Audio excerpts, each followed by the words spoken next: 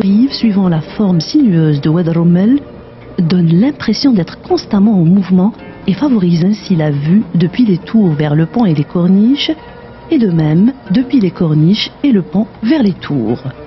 Depuis la zone piétonne, des escaliers et des ascenseurs panoramiques mènent vers la terrasse ronde qui traverse le pont et les différents niveaux de dalles, créés à l'intérieur du pont consolidé par une structure métallique indépendante, portant le poids des pierres en continuelle dégradation, ainsi que les dalles recevant les aménagements intérieurs du pont, le tout habillé de panneaux vitrés permettant différentes vues de part et d'autre sur la Médina rénovée et sur la nouvelle capitale. À partir des deux rives, un accès par les escaliers conduit vers l'intérieur du pont revêtu de panneaux vitrés, utilisant l'espace central pour la circulation qui est bordé de part et d'autre par les agencements entre les immenses piliers aménagés en boutiques, agences, magasins, cafés, restaurants, créant ainsi un long parcours à l'intérieur du pont qui aboutit depuis ses ailes à la terrasse suspendue. Tout ce parcours créé à l'intérieur du pont le rend accessible et visitable, offrant une vue féerique sur la beauté du rocher d'un côté et la nouvelle capitale moderne avec ses corniches de l'autre.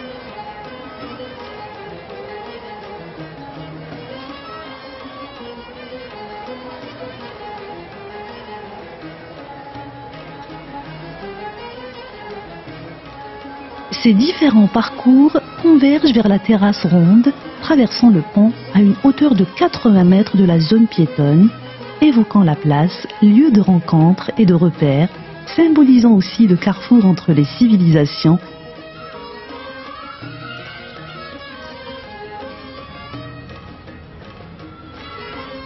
exhibant des vues plongeantes sur les gratte-ciel et les corniches,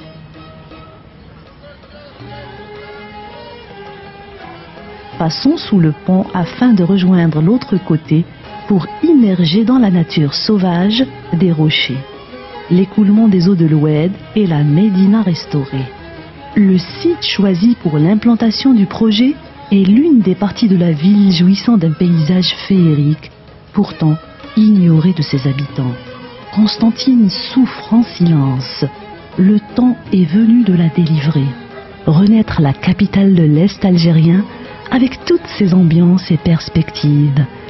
Le projet qui la revalorisera et la conduira sur son trône, notre projet dans sa finalité.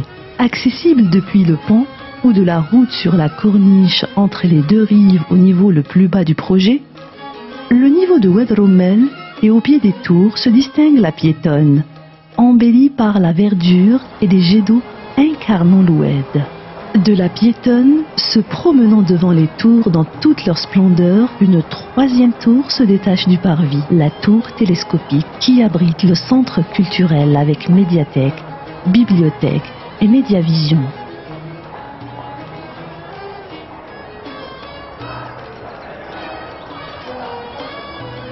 Cette balade pour les gens qui travaillent dans les tours, les habitants de la ville et les visiteurs se poursuit dans les rochers, après le pont et continuera en chemin des touristes dans un milieu naturel.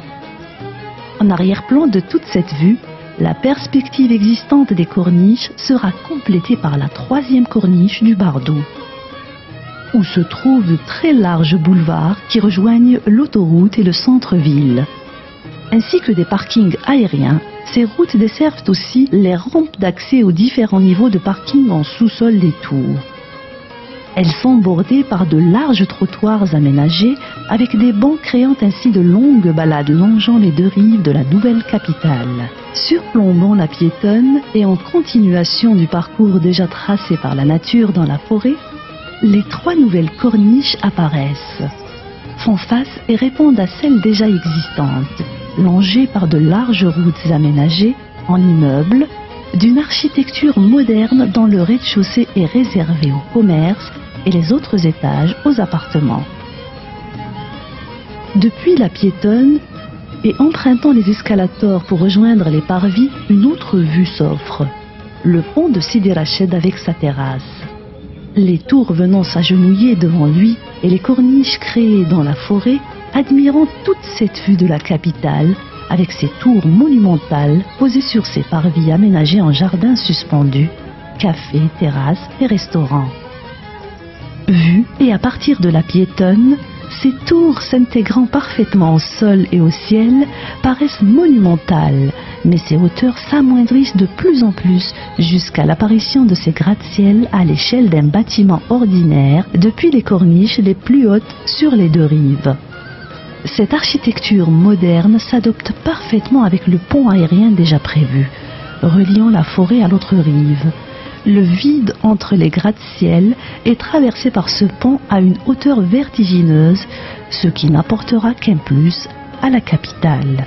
La piétonne recevra toutes les activités et les commerces, et les boutiques d'artisanat du cuivre, du bois et de la broderie El Mejboud, ces activités remises en valeur dont est réputée Constantine. Ceci permettra d'alléger le vieux centre-ville actuel qui suffoque et qui pourra éventuellement devenir un parcours piéton utilisé pour l'exposition de tous les produits d'artisanat, l'antiquité et les métiers d'art, étant celui-ci à quelques minutes de la nouvelle capitale. Palais des congrès, chambre de commerce et de l'industrie, siège de banque, siège d'assurance, société de finance, société nationale et multinationale, société de franchise internationale, centre culturel, bibliothèque, médiathèque, multivision, petites et moyennes industries et commerces, artisanat, antiquité, musées et galeries d'art, auditorium, opéra, théâtre, salle de cinéma, salle de sport, hôtel, restaurant, cafétéria, différents magasins et boutiques, logements, appartements de luxe et duplex, espaces verts, jardins, parcs et parkings souterrains et aériens. Ce projet offre à Constantine et aux Algériens les vestiges du passé et la force du futur prometteur que l'Est algérien connaîtra sur le plan économique, social et culturel. Il permettra d'offrir des nouveaux postes d'emploi, la formation des jeunes, l'encouragement de l'artisanat et du tourisme, l'atténuation des besoins en logement, la centralisation des nationales et multinationales et l'organisation d'événements internationaux. La renaissance de la capitale de l'Est permettra à Constantine une reconsidération sur une échelle nationale, continentale et internationale. De cette façon, nous aurons ainsi réconcilié Constantine avec son passé et nous l'aurons préparé pour la génération du 3e millénaire.